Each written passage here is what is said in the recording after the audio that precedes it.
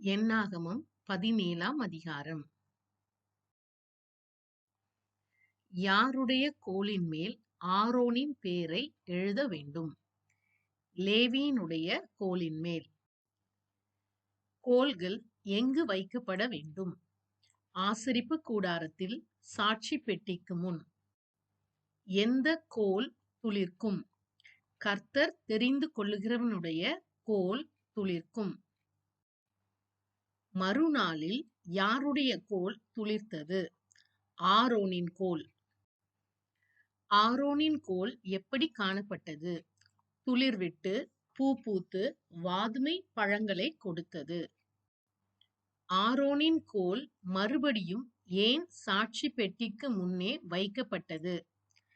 கலகக்காரருக்கு விரோதமான அடையாளமாகும்படி. செத்து அழிந்து போகிறோம், நாங்கள் எல்லாரும் அழிந்து போகிறோம். யார் யாரிடம்? இஸ்ரவேல் புத்திரர் மோசேயிடம். யார் சாகிறான்?